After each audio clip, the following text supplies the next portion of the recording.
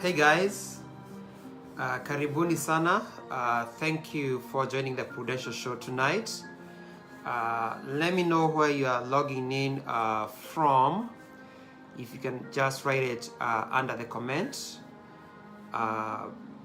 Welcome so much. Karibu sana. I see you, Dr. Reverend Njoroge. She's here with me. We're going to be talking about the grief and how to deal with it. If you know somebody who's going through stuff, just tag them here.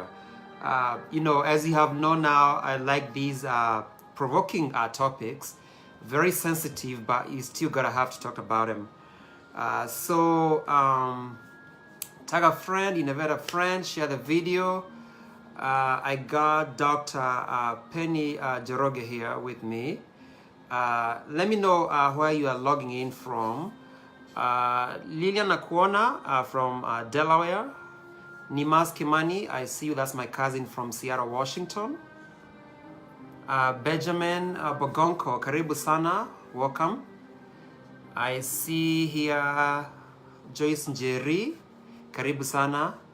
Carolina, thank you for watching. Lynette from Oklahoma City, I see you. Thank you for joining the Prudential show. I see Jen Caris from Baltimore, Maryland. Ronald Marco, karibu sana. Karen, that's my neighbor. She's right on my backyard. She's from Heath, Texas. It's a stone's throw away. She's on my backyard about maybe 5 minutes. Karen, karibu sana for joining the Prudential show. Let me know where you are joining in, from. I see Rev-Dr Penny Njoroge here. Let me invite her to.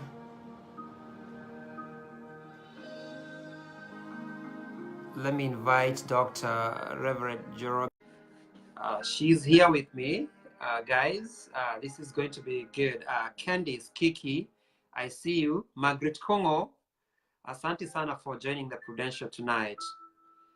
I'm inviting Reverend Dr. Njoroge. She's joining me from Alabama. So we can talk about these grief. And I see she's here. Thank you so much for joining, Dr. Penny. How are you? I'm very well, thank you. All righty. Can you hear me? Yes, I can. All righty. That's good. Can you hear me? Yeah. Do you want to share the video, or if you want to invite your friends, this is the time to do it. Mary Kim, I see you. Thank you guys so much for watching. Maybe I can share the video here as well.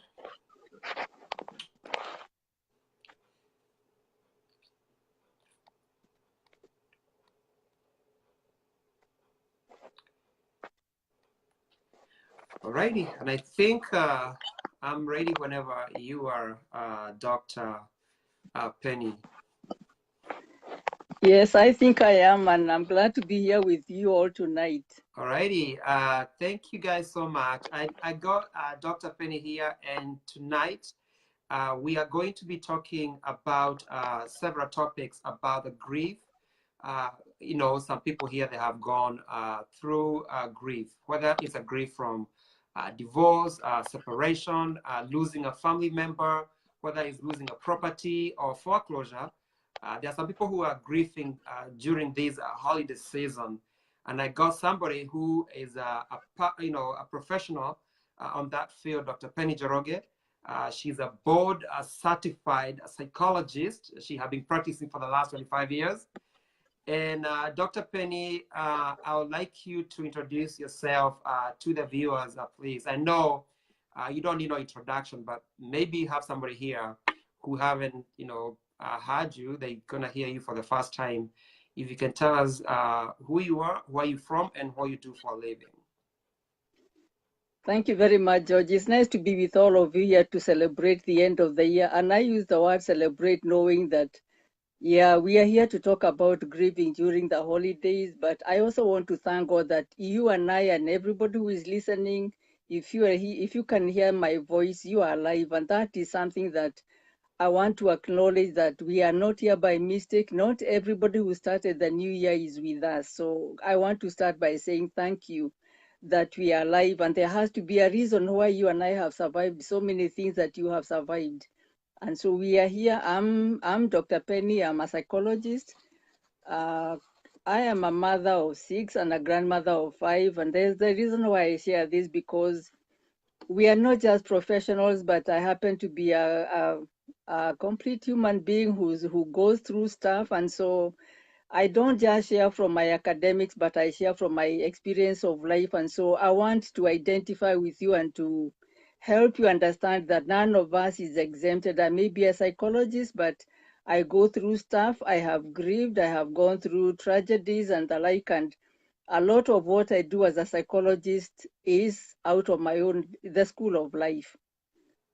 And I Oh, know Georgie will say the same thing. And yes. so I want to share from life, not just from books I read, I write, and all that kind of thing. But I think a time has come where we need to do like the Bible is telling us, come, let us sit together and talk about our problems. We have hidden, we have run away from them for so long.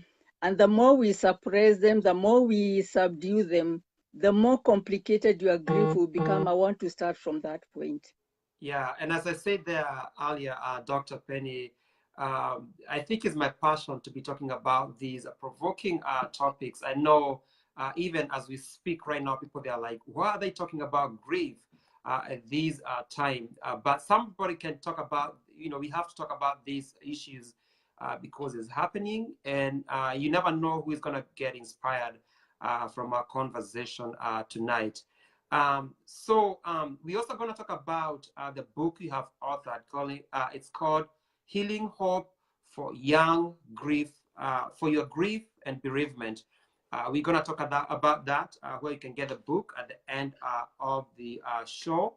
Let's get started here, Dr. Penny, by briefly describing or telling us what is a grief. I know many people associate grief with death, but it's more to that. If you want to tell the viewers, just the open or just the description of your thoughts about the grief. What is it? Yeah, like everybody else, initially I thought grief was when I lost a loved one to death. But as I grew older, I went through so many other things, and you end up realizing that there are lots of grievances in life where nobody brings you a condolence card when you go through divorce, when you go through separation, when you have lost a job, which dominoes into losing your lifestyle. You sometimes our marriages are broken out of something like that, but we don't acknowledge that. How about when you're having problems raising your children? Instead of getting the condolences and the support, we get blamed, we get ashamed about it. And so no wonder we don't want to talk about the things that are hurting us and grieving our hearts. And so the same thing I say a lot when I talk about mental illness, we end up hiding, we subdue our problems, and because I don't want to say what I'm going through, lest anybody talks about me or blames me for what I'm going through. So people don't want to talk about these things. What about terminal illness? A tragedy, a tragic accident that has left you wounded and disabled. That's a grief, because it takes control out of your life. It changes your lifestyle. You've been able to take care of your children, your spouse. You are no longer able to do that. You're a go-getter like me. You get sick. You lose your control. You lose your finances, and eventually, you find yourself bedridden or contained in a home, in a very isolated and lonely. But how many people will even remember to send you a card? I'll get well. A get well card. And so you are grieving alone. You are isolated. You are hiding. That's where depression starts. Then eventually you find people are ending up taking drugs and alcohol to soothe and solve that problem, even though that's a short fix that leads to other domino effects of problems. So I would encourage us to not just think about that person who has buried a loved one, but what about your neighbor whose child is in prison? They are grieving. Others will be sitting around a table with their children, but this man or woman has a child incarcerated, either where we are in the diaspora or back in our country. And this is a person who is grieving and wishing, I wish my family was close with me. How about those of us who are in diaspora? You are grieving because you would want to sit around that the house fire and the family fire with your family, but distance by necessity separates you. While others are celebrating, you are likely going to be wishing and weeping over yourself. Yeah, and speaking about the grief, and I know this is the holiday season, people they are posting so many pictures on Thanksgiving, going on vacation. What is the best way people that can be able to cope with the grief, especially like during the Advent season? Maybe those who have separated with their spouses, or even those who have gone through divorce. Is there any way you can talk to the viewers about the coping mechanism about this grief during this season? One of the things I encourage is acknowledge that you are missing somebody, you are missing something. If you are divorced, whether you are angry with your ex or whatever happened, you will still be missing them, because whether you have spent 2 or 5 or 10 years with this person, they became a part of your life, so there'll be the element of missing them. And if somebody has died, you still be missing them. If you have lost a job that has led to many other drastic changes in your life, acknowledge and admit that I am not comfortable. At times we cover up because I want to look like I'm coping, but the reality is I am hurting. And when we do the way we traditionally, somebody asks you, how are you doing? Oh, I'm well, I'm blessed and highly favored. That's all very well. I'm not asking us to wash our dirty linen in public, but I'm also saying that when we hide these things, you deprive yourself of help from other people who might know what you're going through. While not everybody will know what you're going through or even be bothered, but there are a few people who are genuine. There are still some good people around us. Share your problem in an appropriate way that allows other people to know where you are. Tell them what you need and what you cannot cope with, so that people know how to help you. Help us to help you. Even as a therapist, that's why we start by asking people, I might be guessing what you're going through, but it helps when you come and tell me this is what I'm going through, and then I will not give you the answers, but I can facilitate for how we cope, for you to cope with your problem. Okay, and the other thing, Dr. Penny, is during this season, people who are grieving, they tend to remember the good stuff they were doing with their spouses, or even a loved one who have passed on. What is the best way, especially for the kids who are on these, mess if the parents have divorced? What is the best way for the kids to celebrate the season? If you can give like a tips of how kids should be handled during these hard times.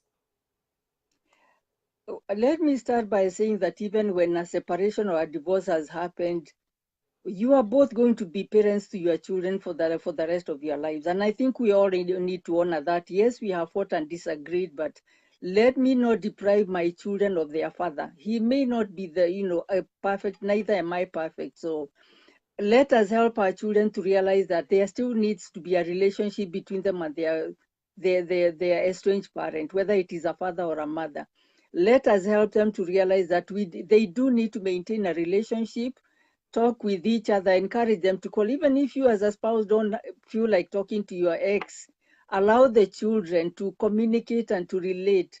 They may also be angry about it, but it is for you as an adult to tell them that, yes, today you are angry, but in a couple of years, when your anger dissipates or gets less, you will need to communicate with your father or your mother. If you leave it for too long, where will you start? So encourage them. Let them send the parents cards. Let them call them. Encourage them to maintain some normality, some civility. No, but don't be the one who is telling your children how bad their father or their mother is, knowing that you do not have another one for them except this man or woman who has hurt you. Okay, there are some also people who are going through stuff. They are not divorced yet. They have not lost anybody, but they have sick members. They are going through hardship in their own marriages. And that's bring a conversation of anticipatory grieving. What is your Yes. advice for those people who are anticipating this grief, and especially around this season? Any advice for them as well? When we talk about anticipatory grief, maybe there is a terminal illness that has been diagnosed, and we know that maybe whether it is 2 weeks or 3 weeks or 2 years, inevitably this person will be leaving us. So for that one, I would say make the best use of your time. Talk to them, find out their wishes, make up for each other. Don't be left with wishes. I wish I told my mother I loved her. I wish I bought this dress. Don't buy these things for them when they're in the coffin. Do what you can do, whatever you can afford. But most of all, the most critical thing is have a relationship with them, live with them knowing that you may not have too long for them. Don't be left regretting. And if you are looking at ahead of yourself and knowing that there may be a divorce and a separation coming, face the reality that if you have done your very best, and I challenge all of us, I've gone through divorce myself, and it's not an easy thing to talk about. It's not a pleasant place to be in. Do your very best so that you are not left with the challenge in yourself. I wish I had done this or I had done the other. Give it your very best. It may come to a time where it is inevitable, but do not be left with the guilt that I needed to apologize for a mistake I did, and I was too stubborn, I was too proud to do that. Remember, we are human, we make mistakes. As much as we are blaming the other person, remember, make up what you think you need to do, play your part. And also listen to the other person. Let's give each other a chance, because you know what? Even after we divorce and separate, if you have children with somebody, you will never completely sever that relationship with this person. For years, you may be angry like I was, but there comes a time when you have to look back and say, you know what? This person was in my life and I cannot wipe that slate completely. So work on it, knowing that, like we say in our language, that wherever you go away from, you might need to come back. So don't burn your bridges completely. Again, start psyching yourself to forgive. Start psyching yourself, what do I need to let go? Because that is how we end up carrying baggage from the past into the future, and you get stuck. Work on not getting stuck. Realize that bad things happen. Life happens to anybody.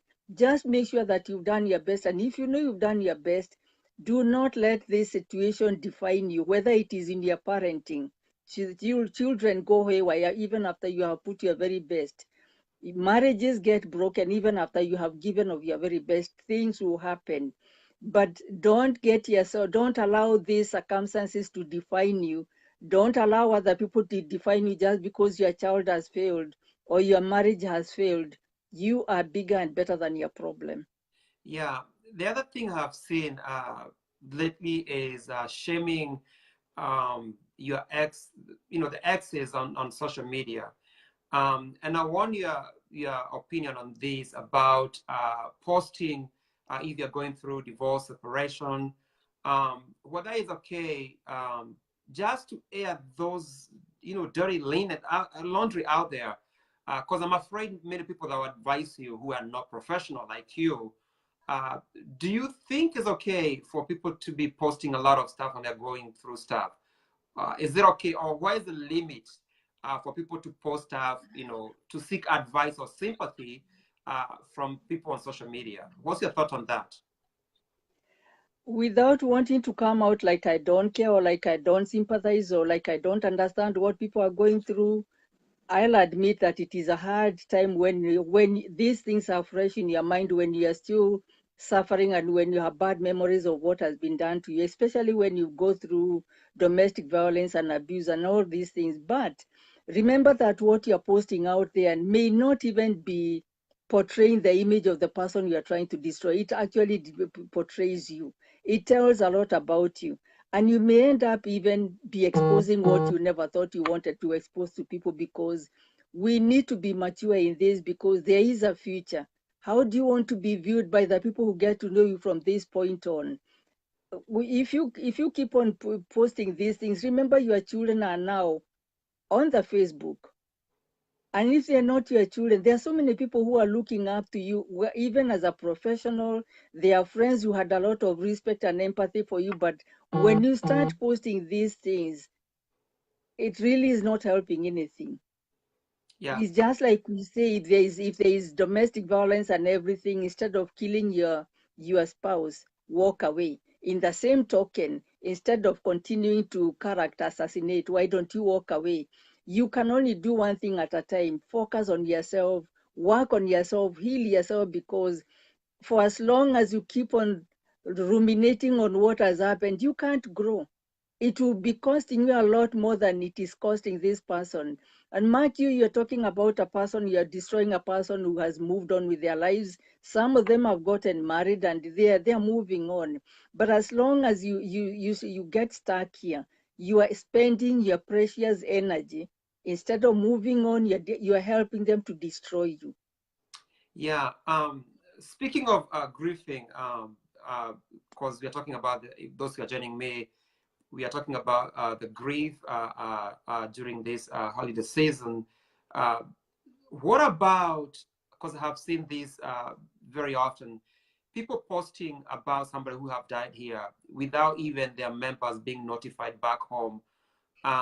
What are some of your advice on the social media etiquette when it comes to posting the stuff for the people who have left us? What are your thoughts about that? Because they might get somebody by surprise, the family members back home, and that might not be the better way of grieving for somebody who have passed on, especially here in diaspora. What are your thoughts on that? I'm glad you raised that issue because it's a concern for many of us. And sometimes I ask myself, put yourself in the place of this person you are highlighting about somebody's loved one who has passed away, whether they committed suicide, whether they did an overdose, whether they were in a DUI or something. You know that information, but what would you have wanted us to do if that was your son or your daughter or even your parent? We need to be very, very sensitive to this, because it's not a surprise that when we deal with the grieving family in this manner, you end up with another person being unable to cope with this. And is it a surprise that one person commits suicide in this family, and in another couple of months, another person in the same family who say, I cannot cope with this? Or the family is going through a lot of upheavals because of this. They are wrangling between themselves, and instead of watching over them and praying with them and helping them, providing for them, you are adding fire onto a fire that is already burning. I encourage us to be just like we say, do unto others as you would want them to do to you. Be sensitive and remember that every word you say, you can never take it back.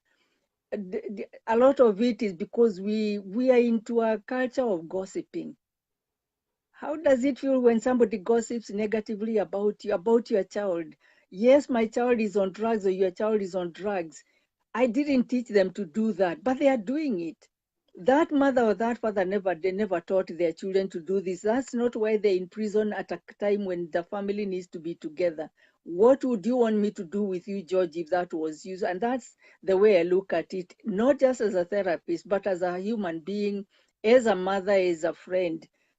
Be kind to other people, because what goes round will come round. Today you may be doing that to somebody today. They may not be the same people who do it to you, but it will happen to you. Don't plant seeds you don't want to harvest. Alrighty. And I'm glad you mentioned about that, about the children. And that bring my next topic about problematic parenting. This is when your kids are not doing well in school, bad grades, they're becoming rebellious, and they are into drugs, they are, abusing alcohol. At what point, as a psychologist, do you advise the parent to get help? Because it can lead to depression even on the parents when their kids are going through that. To what point would you say that the parents themselves, they need help? Let me, as a parent, address my fellow parents in the sense that things will go wrong. None of us ever brought a child to be a thief, to be a murderer, to be an addict of one thing or another. Yet in a family, if you have 2, 3 children, one of them will be problematic. We are not exempted. Remember that we teach them what is good, and the Bible tells us, train your children what they need to know. And even if they go astray, those seeds will keep on ringing a bell in them. But remember, when they leave home and they go to school, whether it's in a kindergarten or in a primary school or wherever they are, in colleges, they start mingling with children who are not brought up in the same way that you are bringing your children. So what am I saying? Don't kill yourself that, where did I go wrong? What did I do? Remember, you are not raising your children in an isolation. They will mingle with other children who are brought up under different environments. So things are going to happen. And if they happen, seek help. If you find that your child is continuously rebellious, continuously arguing with you, you've set boundaries, they are breaking them. You've given consequences, they are breaking them, or like they are arrogant. First of all, find out what is triggering this. A lot of the rebellion we have with our children, beginning with a place where there is a dysfunctional family, it affects our children. And I say that this, knowing that it had a bearing in my children. And I thank God that gradually they have healed out of that and found their way out. But it was not easy. When we are going through our own stuff, our children absorb and soak these things. And so you start seeing behavioral changes in them. Be considerate. Don't just beat them up or give up on them, because it may be that what the two of us are going through is trickling down into their own environment. They're insecure. They're wondering what they have done, what part they are playing to have a family that is having problems. So at times they have underlying problems. They sometimes they feel like we are too focused on our own problems. We are ignoring them, or sometimes they are being bullied in school. Yeah. If they are not performing well, and you have another mistake we make is, if you have 2, 3 children, one child is an A student, the other one is a D student. What do you do with the D student? Are you going to keep on comparing them with this A student? Even for me and my siblings, we were not the same. And actually, the Bible says that you are unique, you are handsome, you are beautiful, you are fearfully and wonderfully made. We as parents need to remember always that these children are going to be unique in their own way. He may not be a bright Harvard student, but he may be a farmer. He may be a very good chef. Let us learn to appreciate that in their own uniqueness, they have something beautiful, and nurture that. So that as we deal with their problems, sometimes we focus on the problem and forget to look at what is the underlying cause of what is happening. But when we can reflect and invite them, come, let's talk together. Actually, that is what God is telling each one of us. Come, let us reason together. Isaiah 1:18 and 19. Come, let us talk about your problem. Don't just punish them. Yes, put consequences and boundaries, but also be a responsible parent who says, I need to listen to them. Listening to them does not mean that you don't have an authority over them, but when you allow them to share, when they know you can listen, by the way, that's a plus for you. Instead of asking their friends who are least informed, they will have a friendship with you, and they can come and ask questions to you so that you'll be able to guide them. But when you close them up and you are that person, we were growing up where you are told to shut up all the time. Yeah. Until my mother started realizing that even Penny, who was quiet and non-confrontational, I developed it because I needed to be heard. Yeah. And so I have learned that from my children as well, that when you close them and when you don't listen to them, they will keep quiet and do what they want. So let's talk to them. Let's listen to them. Let us make time at least once a week where we can ask, how are you doing? What happened? Do you have a problem? And when they have had a problem, let's not judge them. Let's be a support for them. Yeah. And there's something that you talked about last time when you were here. And you said we have to watch some of the signs that the kids might be going through the depression. And you say like wetting the bed, that they're keeping quiet. They're not talking, you know. And then you said depression can start as young as 3 or 4 years old. And I never knew Yes. about that until you mentioned that. And I thought that was I was shocked by that. If you want to touch a little bit about that, because I know you talked on another video, and then we can move on to the next, topic. I'm glad you brought that, because a lot of the problems that follow us up all the way to adulthood that started before we were 5. Problematic marriages. Children notice when you are arguing and bickering in front of them. You may think they don't notice, but when we are arguing, the environment is not friendly, and they are afraid. They don't know whether to come close to you or run away from you. And sometimes I don't know whether you have noticed, if you grew up in a family like where I grew up at the beginning, we would hear our father come in and we would all run into different places and hide. And when that starts happening, they feel insecure. They start, somebody had stopped wetting their bed, they start wetting their bed. They start stammering. A child who has been clearly speaking starts stammering. They start withdrawing. They start either undereating or overeating, and you blame them. Why are you eating like a pig? That's what we were told. Yeah. Without asking how suddenly, why has this child's appetite suddenly got exorbitant? Mm-hmm. We judge them. We say they are throwing temper tantrums, and that's why I brought the age of from 2.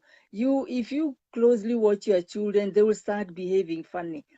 Don't just dismiss it, because it could be a sign into something bigger. And if we are able to arrest these symptoms early, if you came to me and told me that this is what is happening, I'm able to work with you. But if you come and tell me that they are just throwing temper tantrums, I had mine. Yeah. I threw mine, And and I'm I glad brought children who are doing, yeah. it's a good point you're saying that, because we were raised with that kind of environment, being shouted by our parents that used to shout at us all the time. And we find ourselves doing the same thing to our kids. We don't know how to talk to them in a respectable, way, so to speak. We just yell some stuff, and it has an impact on the kids, according to the research. Isn't that right? It is, and we are talking about advancement in so many other areas. Why can't we zero down in our families? And I know what that did to me. I talked about children scampering into different places, going under the bed when the father came in. Why would you do the same thing when you know what that did to you? It destroyed my self-esteem.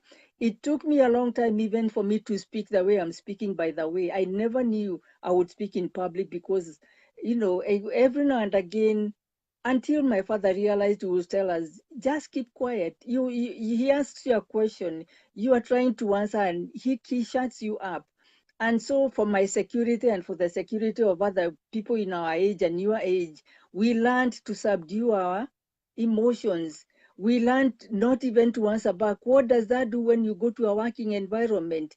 You have you are bullied by other people without even talking for yourself, because that was the environment we grew up in. Let's give our children the gift of not treating them that way. If you know that not being listened to hurt you, listen to your children.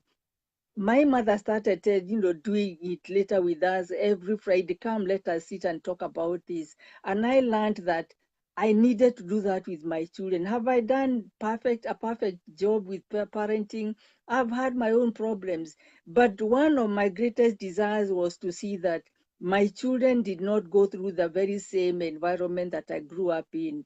And today I'm busy telling my children, please ensure that your children are happier than the way I raised you.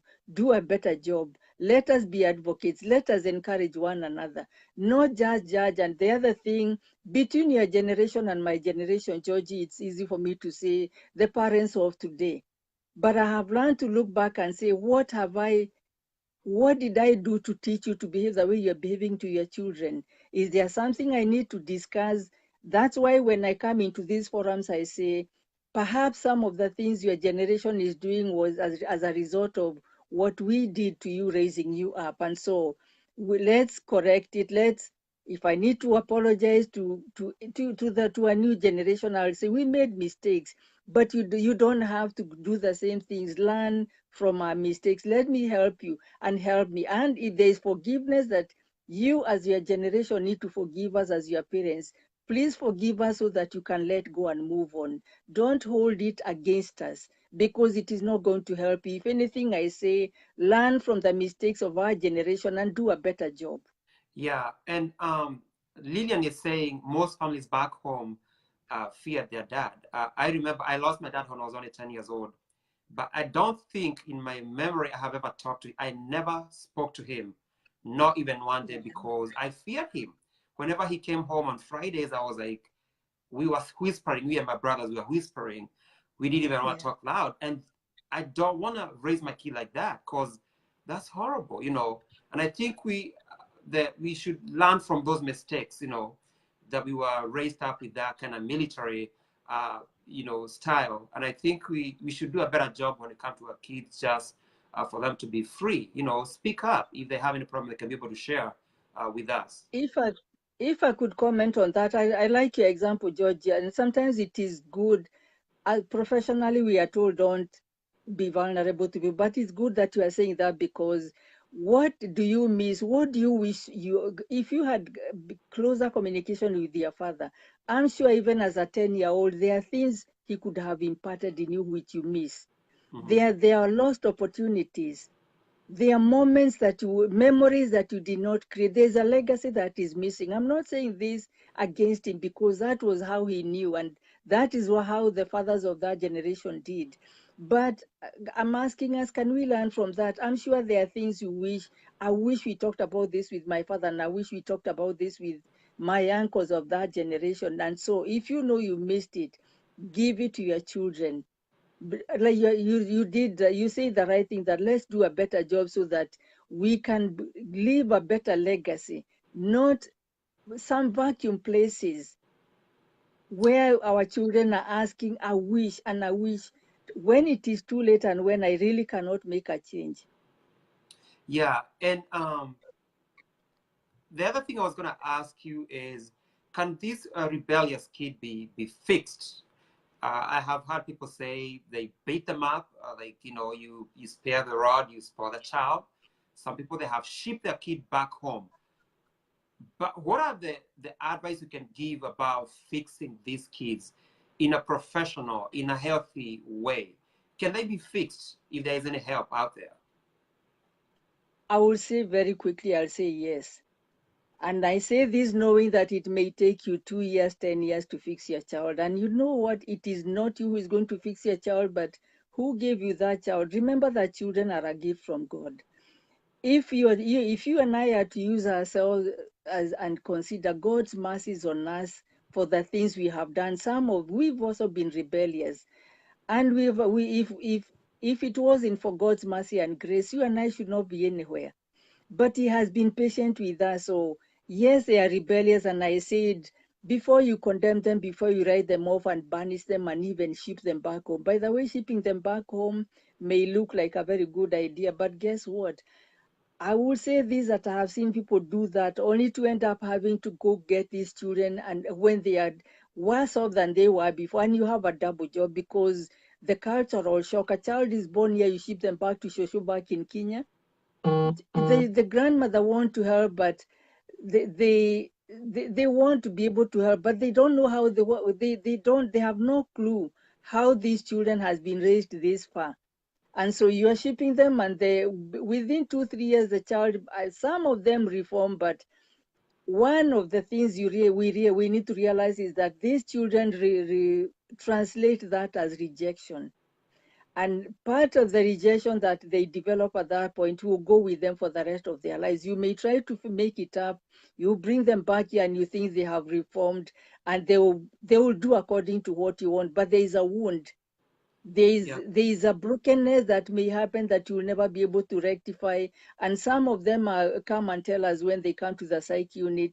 You ask them, what's going on? Why are you trying suicide? Because when I needed my mother most or my father most, they shipped me out. They had nothing to do with me. They judged me, they condemned me, they rejected me. And even though I tried to reform, I still have that bitterness.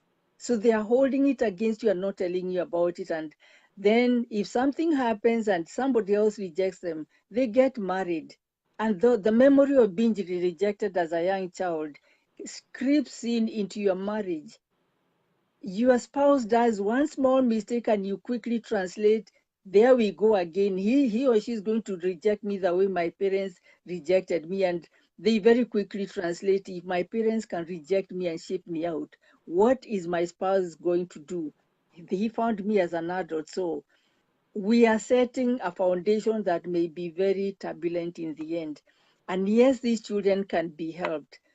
We get professional help.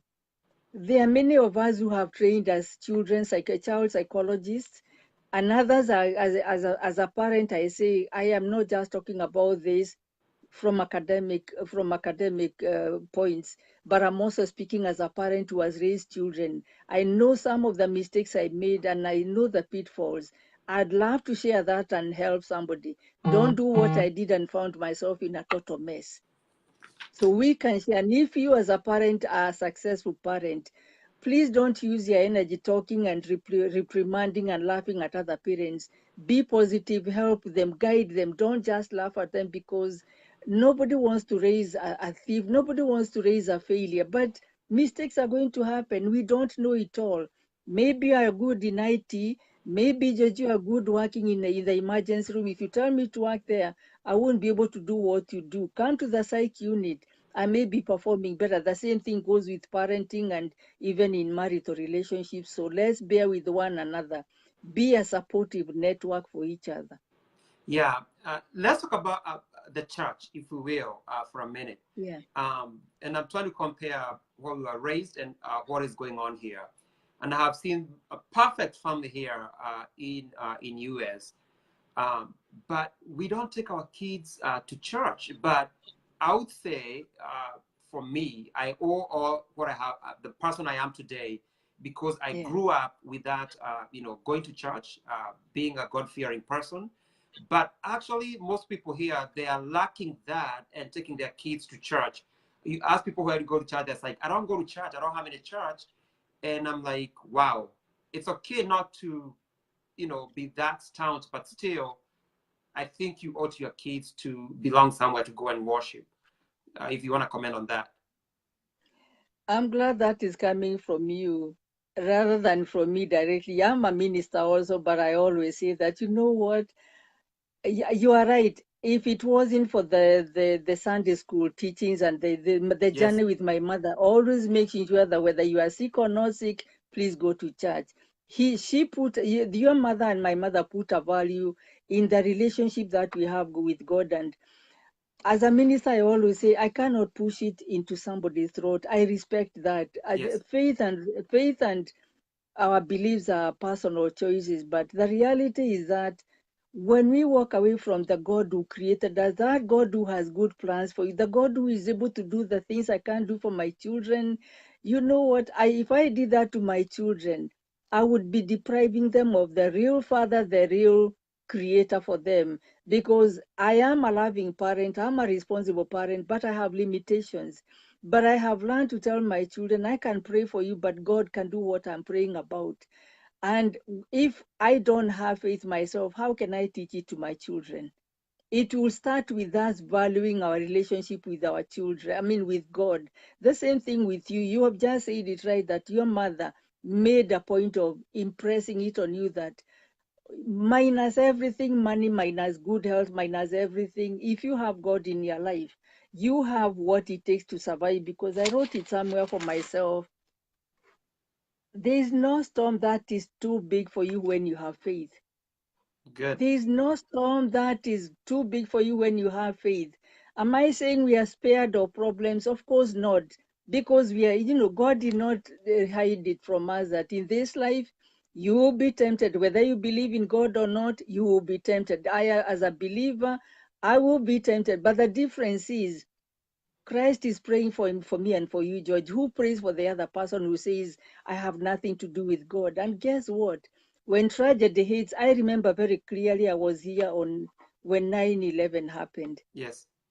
The same people I was training as a chaplain then, and I used to be ridiculed when I said, I have learned to pray. I have learned to take my problems to God when I'm in a crisis. And they would laugh at me. Okay, we are chaplains, but Many of us are there because that is where we are making our living. But I was there knowing that if I am going to be a chaplain to anybody, I'll be offering who has helped me. But when 9/11 happened, I remember Billy Graham saying, the same people who did not ever want to go to church are the ones who are the first ones to arrive in church that day. That I remember very clearly. How many times has a tragedy hit a family that brags about, I don't need God, I can't do it all by myself. I have money, I have this, and I have academics, I'm educated and everything, I'm able. Wait until a tragedy happens. They're the first ones to call you and tell you, please pray for me, and I will pray for you. If I say I'm praying for you, I'll pray for you. But how good would it be to have that relationship with God? Because He says, even before you call Him, He knows your problem. When I have not related with you, George, and I know you and I just write each other notes here and there, I'm thinking about you, I'm praying for you and your family. Mm-hmm. How would I connect with you if I leave you for 3-4 years and then suddenly I need you? And I'm asking myself, where am I going to start? I've not spoken to Georgie, or you've not spoken to another friend for years, and suddenly I need them. Where do you start? The same alienation between us and God has costed a lot. And if we are depriving our children of a very solid anchor. If we cannot anchor ourselves in God who never changes, and we are anchoring in friends who have money, and when the money goes, they go to, when you're in trouble, they walk away. That's I'd good. rather anchor with the God who is going to be there with me when everybody walks away. Yeah, that's good. You're talking about that. Faith is something you cannot force. And for non-believers, I personally, I don't judge them. I'm not judgmental in any way. And I approach things in a very liberal way. But my faith Yeah. is something that I don't mess around with for those people who know me. So moving on, teen Can I say pregnancy. something? Can I Yeah, say sure. something? Yeah. Uh-huh.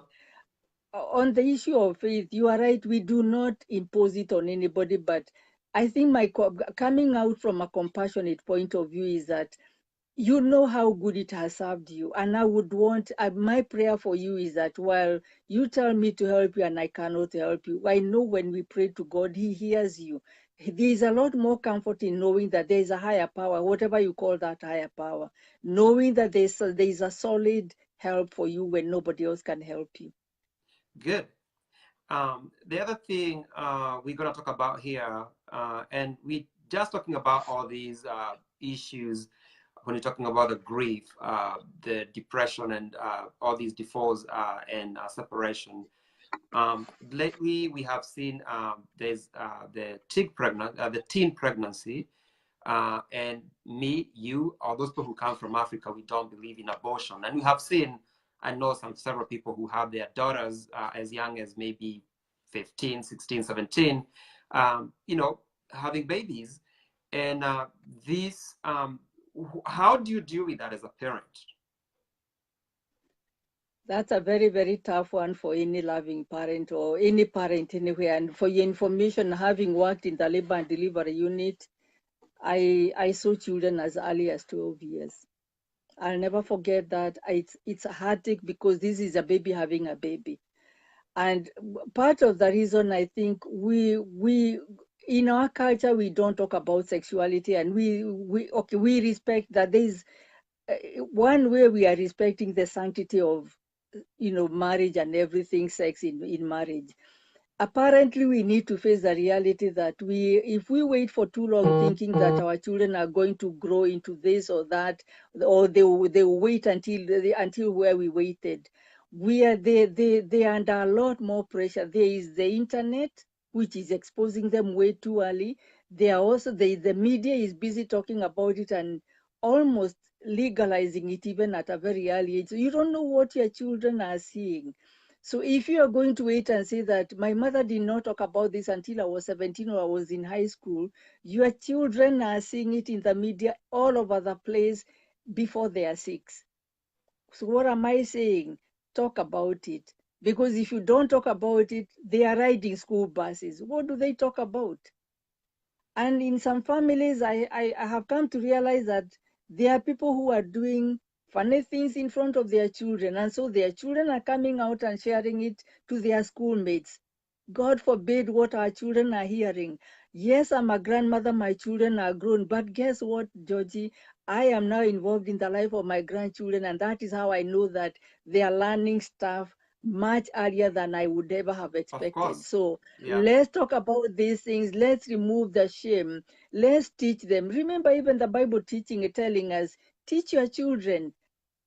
Teach your children the values of life. They didn't leave it to chance, but if we leave it to chance, one, maybe we are too busy. And I say this with all due respect. Sometimes it is out of necessity that we do these doubles and triples. But we need to realize that we need to prioritize. Some things can wait. Am I doing these doubles because I want to buy a 36-inch TV that can wait? Well, I should be at home with with my daughter or my granddaughter, teaching them these things, making time for them. And if there are places where we have housemaids and house helps, we are leaving them to chance or the TV. The child comes from school. The next thing they do, they're done with their homework. You are at work, they're on the TV. What are they seeing? Soap operas. Unless we talked with them and help guided them. Yes, these things are happening out there. We talked about our faith. What are our faith values? What values do we have as a family? It's interesting to see young families now writing a board. These are our family values. I learned it the hard way. It's so nice to see young parents standing with their children and telling them that let's read our family values today. Have you written them? I have It's them your in, will. yeah, even in their rooms. Yeah. Exactly. So Hmm. you are starting well. So write them and talk about them, reflect on them, tell your children, because if you don't talk about sex with them, and yeah, it's a sticky subject, but you either teach them or the world will teach them. And Yeah. remember that some of the teachers we have there out there are the same teachers who are, I'm not talking about the teachers per se, but I'm talking about their peers, the influencers out there. Some of them will teach them stuff which allows them to take advantage of them. Yeah. Older boys, older girls, and then have we not heard of teachers who have been accused of having sex with their teachers? I mean, with their students. It's not a new thing. I'm not making it up. It's out there. Did we warn our children that this is likely to happen, or are we leaving them to chance? Or when they come and ask you that question, you instead of asking, can we elaborate on that? You're asking them, where did you hear about that? This child is not going to come and ask you that tomorrow. You've just blocked them up. Yeah. Open up and realize that we are living in a very different world. We are advancing in motor vehicles. We are advancing academically. Let's advance sexually as well. I'm not inviting trouble. I'm not asking them to asking us to expose them just to anything, but let us teach them sexuality in a responsible way, Yeah. knowing that you either tell them or they'll be told in the wrong way. Yeah. And I can only imagine getting that phone call that your daughter is having a baby without even knowing that she was pregnant. We have heard about cases they're in the bathroom somewhere having babies, or and the parents they didn't have any idea of what was going on, or they didn't even see any signs that their daughters were pregnant. That's a very it's sensitive, but still good to talk about it because it's happening. You know, um, Yeah, we do need to prepare them and remember that they are maturing. They are going through puberty a lot earlier than we did, both boys and girls. So we need to be more alert to that and realize that because of the food and everything that is happening around them, they are maturing more a lot earlier than we did. And so let's not say that I matured at 17, so I need to wait until then, or think that it is taboo. Sex is not taboo. The other thing is that when we don't even talk about it, look at what it does when we have shamed sex. I'm not saying that we need to be just talk about it loosely, but to be responsible. When we do not teach them, they get into marriage and they are not prepared for it, and problems that could have been handled start.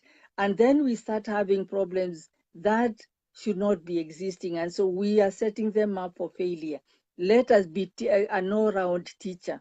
Include everything about their diet, about their the academics and everything, so that you can equip them and then empower them to be responsible, train them and help them. Don't set them up for failure by not talking about it. That's good. And let's talk about the last topic here before we talk about your book. Let's talk about losing a home, foreclosure or failing business based on, psychological perspective. What would you advise people who are going through that kind of stuff right now? I know some financial situation can be very hard, but based on your expertise, how would you advise those kind of people? Because it can bring a strain in the marriage or even on their relationship. One thing I want to remind us and to encourage us is that let's not focus so much. Let not your major worry be what are people going to say. Because a lot of times when we go through these things, the first thing I think about is people thought I was responsible. People thought Penny was making enough money and this, that, and the other. And instead of thinking about how much have I invested, what mistake have I done? Sometimes losing of a home may be inevitable because maybe you became sick. Maybe somebody in the family got sick and all the money was going into treatment and everything. We've seen people selling their land, and back in our country, land is everything. Just as much as we see people selling land, a family that had hundreds of acres ends up squattering. Yeah, The same thing can happen with the home. Or maybe you are here.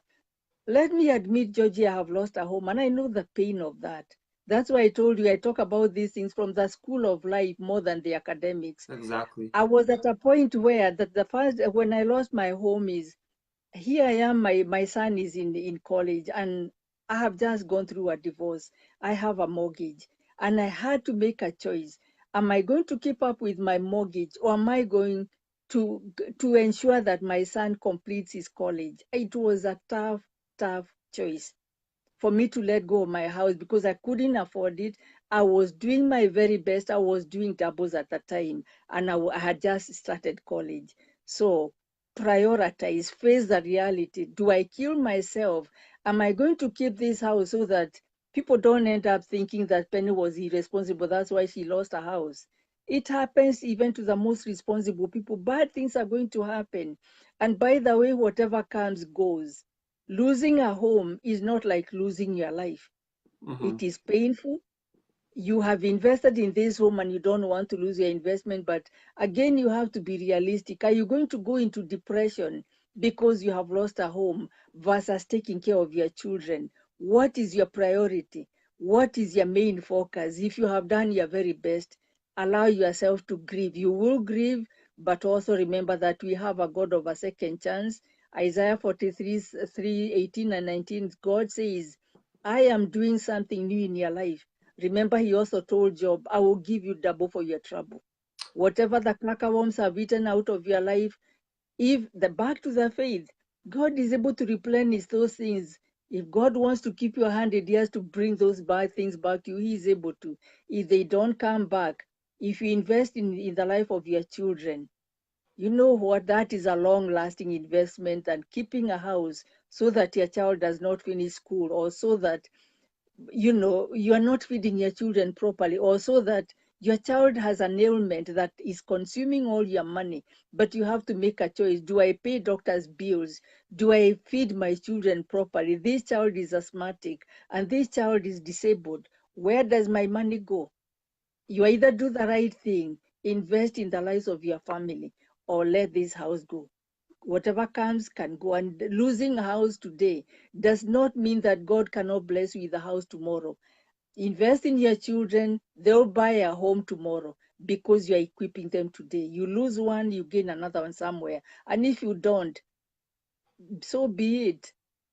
Just That's tell good. yourself, I've done my very best. That's good. I think this was much needed talk. We have talked about, you know, different topics here. And if there's one verse you can take home, is Isaiah 43, 18 to 19. Go read it for yourself. Dr. Penny just talked about it. And if you're joining me now, we have talked about the church values, problematic parenting, separation, divorce, teen pregnancy, losing, home, and so many other stuff we have talked about.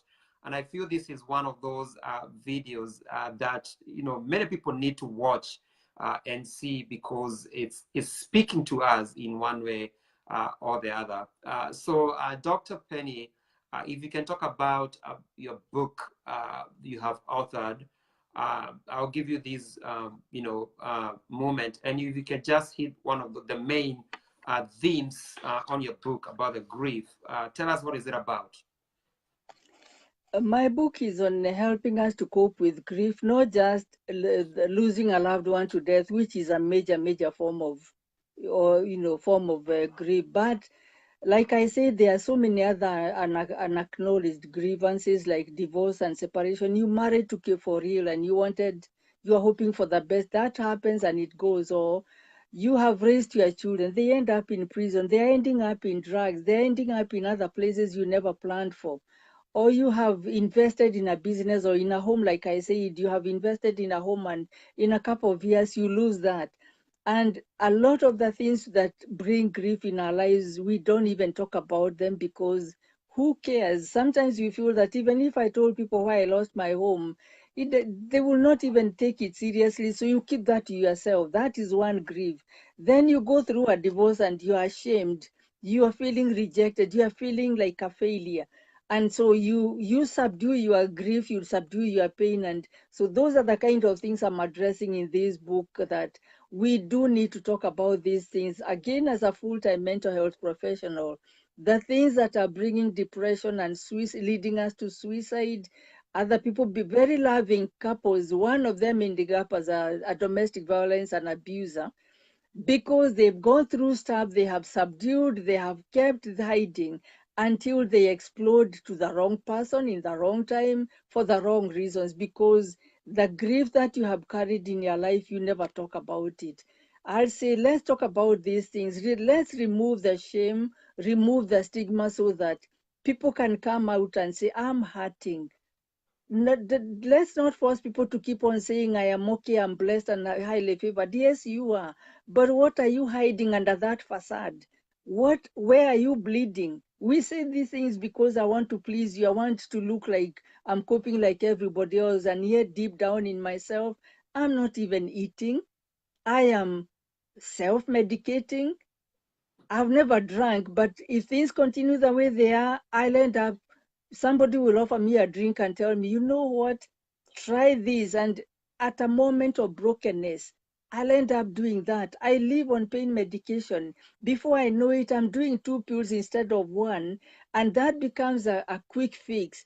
And without knowing it, I get addicted. I become abusive. I'm not a functioning parent for my family.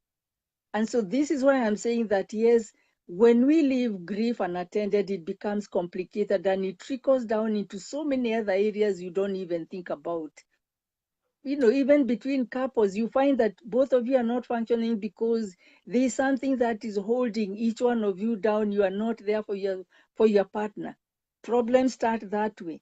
If you're in college, you cannot focus because there is something that is eating inside of you and you're not talking about it. And so I always say that it is one thing being incarcerated in a prison, but there is nothing as bad as walking in a prison.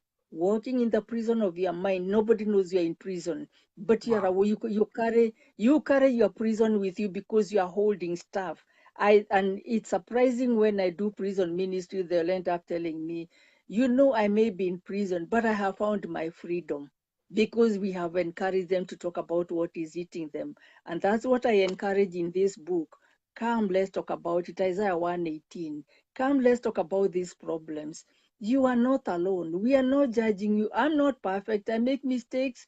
You make mistakes. Let me not judge you. So let's be there for one another. That's about my book. It's available on ebook. You can get it as a Kindle ebook.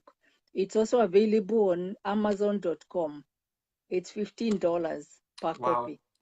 I'll It's make sure. readable, it's Yeah. easy to read, and there is a lot that you can get from it. Not just because I've written the book, but that is what I've heard from people who have read. Yeah, I'm sure I'll make sure that I get a copy. For those people, the name of the book is Healing for Your Hope, Grief and Bereavement. The author is here with me, Dr. Rev-Dr Penny Njoroge. And let me read some few comments, and then we can move to the closing, thoughts. I see somebody here, Christine Moshen is saying, if a mother realizes her daughter is pregnant at the ER a few hours to delivery, there's a disconnect right there. Reevaluate your time with your kids. Be hawk-eyed, my take. And I agree with you. I concur. What do you say, Dr. Penny? That's very true, because a child cannot, even if they are not big, there is something, because we know that we change emotionally. There is something you are not observing, you are not available for them.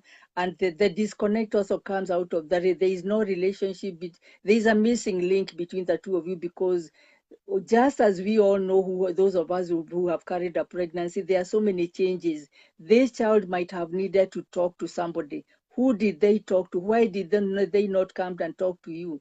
Maybe they felt scared of you. Maybe they felt they couldn't trust you. Maybe they felt you would not accept them. So they hide it until the last minute. And the tragedy out of what Christine is saying, which is very, very important, is that could it be that we have lost our children to death and never knew how they died? Because we know that women die in pregnancy. Could it be that we have a risk of losing our daughters to pregnancy when their lives could have been saved? So we need to be very, very open to this. Let's be open to them and teach them that if you make mistakes, you will suffer the consequences of your mistakes, but I'll love you. I'll be there for you. And that needs to happen even before a pregnancy anywhere, because sometimes they live in a boat and you never know it. Yeah, and I can speak from my own experience. Like I was in class 7, and the girl who was sitting next to me, she was pregnant for 9 months, and nobody knew, her parents, nobody knew. And when she started having labor that day, it was a scandal, and we had to go home. Everybody, the whole school was in shock, and she had to deliver in the staff room. It was something that everybody was shocked, and everybody kept talking about it. So it can happen. Yeah. It happened that time. I don't know about now.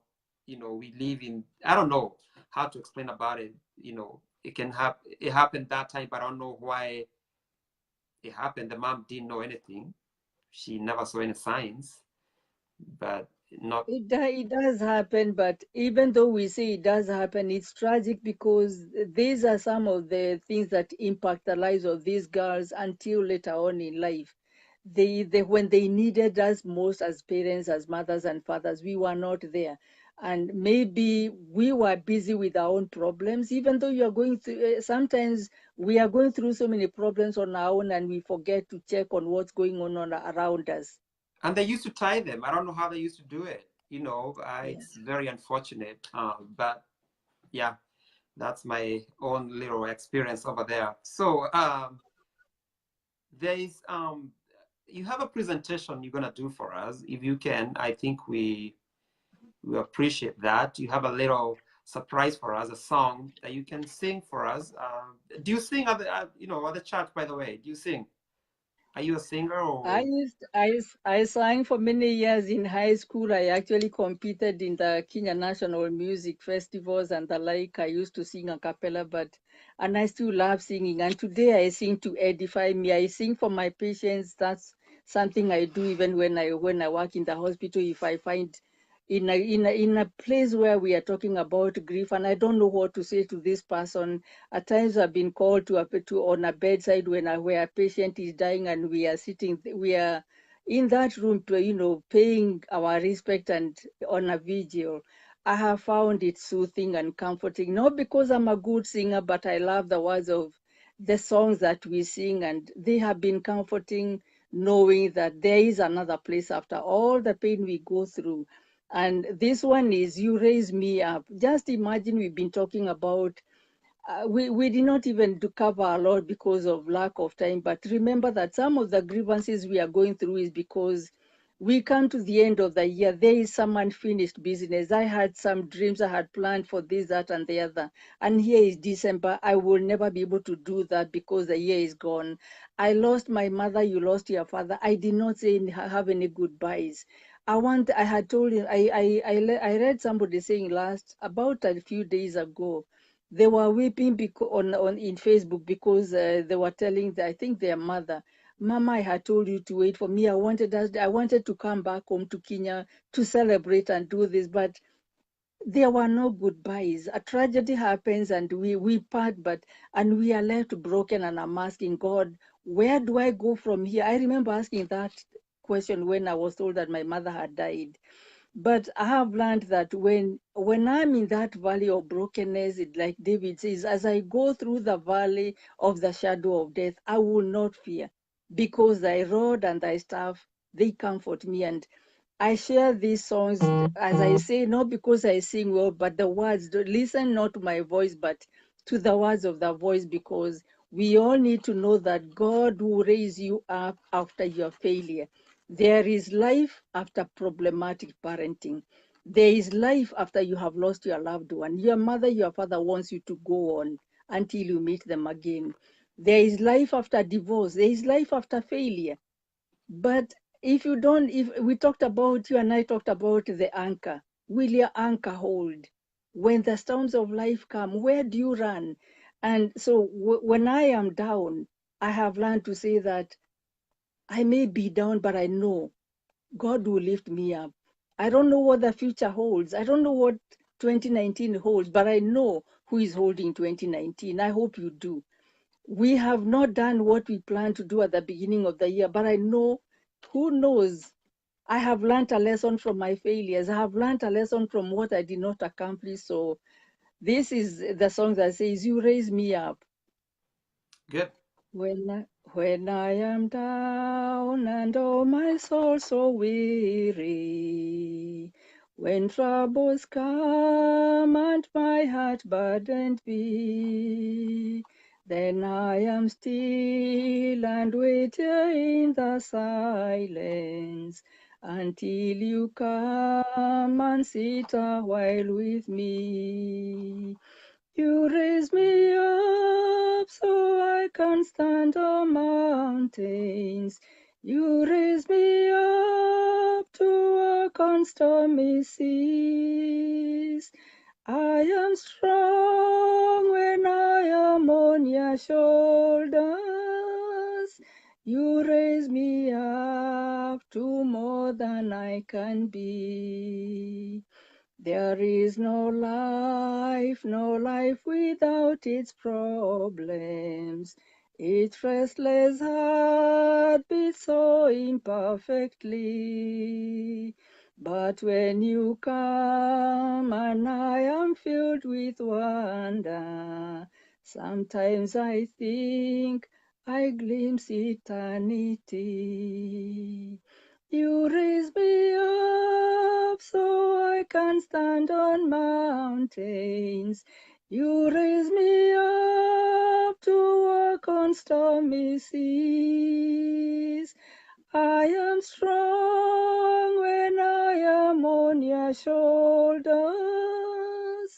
You raise me up to more than I can be. You raise me up so I can stand on mountains. You raise me up to walk on stormy seas.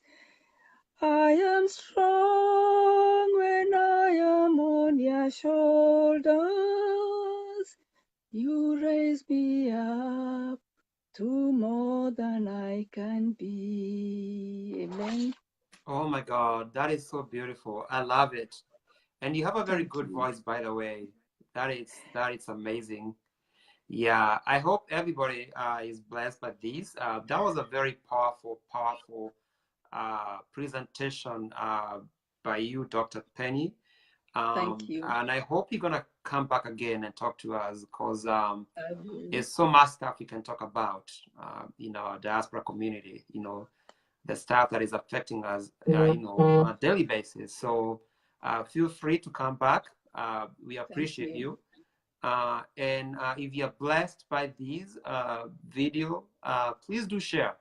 You never know who is going to be watching this video, and it can be a blessing to them.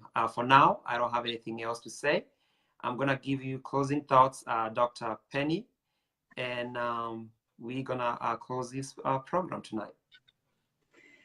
And I just want to thank God for every person who has stood with us during this program. And I thank you, Georgie, for making it possible, because we do need to talk about these things. I hope we have touched a few things here and there that will encourage you that, one, you are not alone.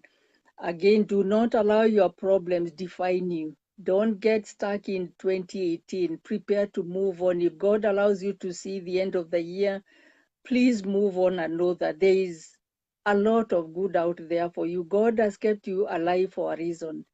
Don't waste your opportunities, and dare to believe in yourself. Dare to dream again. It's never too late. I'm still dreaming.